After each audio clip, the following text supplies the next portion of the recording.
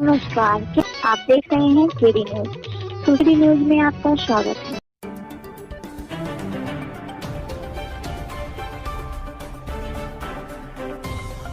सुल्तानपुर जनपद में बीती रात शौच के लिए निकले युवक को अज्ञात बदमाशों ने गोली मार देने की सूचना पर स्थानीय पुलिस मौके पर पहुंची।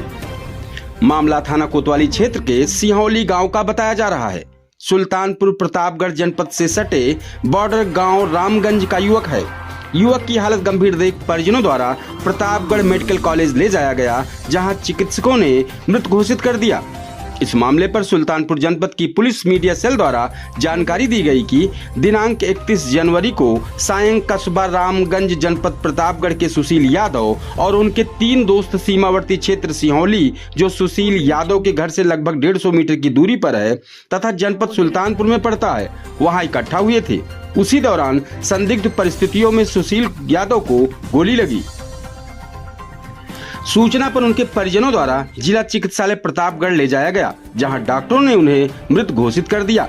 जानकारी करने पर ज्ञात हुआ कि सुशील अयोध्या जनपद से 37 किलोग्राम गांजा बरामद होने के फलस्वरूप NDPS एक्ट के मामले में जेल गया था, जिसकी पेशी न्यायालय अयोध्या में होनी थी। उसी के सिलसिले में वो प्रतापगढ़ आया था तथा कस्बा रामगंज में आया हुआ था। मौके पर तत्काल थाना चांदा की पुलिस और आसपुर देवरा की पुलिस पहुंची और दोनों जनपदों के अधिकारी भी घटनास्थल पर पहुंचे हैं और घटना की विस्तृत जांच की जा रही है। शीघ्र ही घटना के सभी पहलुओं की जांच कर अग्रिम विधिक कार्रवाई की जाएगी। इस घटना के संबंध में अपर पुलिस अधीक्षक सुल्तानपुर द्वारा जानकारी दी गई। 31 जनवरी 2024 को सायं कस्बा रामगंज जिला प्रतापगढ़ के सुशील यादव व उनके 3 दोस्त सीमावर्ती क्षेत्र सिंहौली, जो जनपद सुल्तानपुर में पड़ता है, वहां इकट्ठा हुए थे। इसी दौरान संदिग्ध परिस्थितियों में सुशील यादव को गोली लगी। सूचना पर उनके परिजनों द्वारा जिला चिकित्सालय प्रतापगढ़ उनको ले जाया गया, जहां डॉक्टरों ने उन्हें मृत घोषित कर दिया।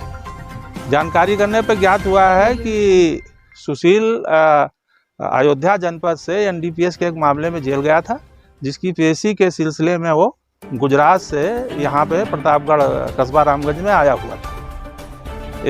अभी परिजनों से संपर्क किया जा रहा है। मौके पे तत्काल थाना चांदा की पुलिस और पट्टी और आसपुर देवसरा की पुलिस पहुँची है और दोनों जनपदों की जो है अधिकारी भी पहुंचे और घटना की विस्तृत जांच की जा रही है।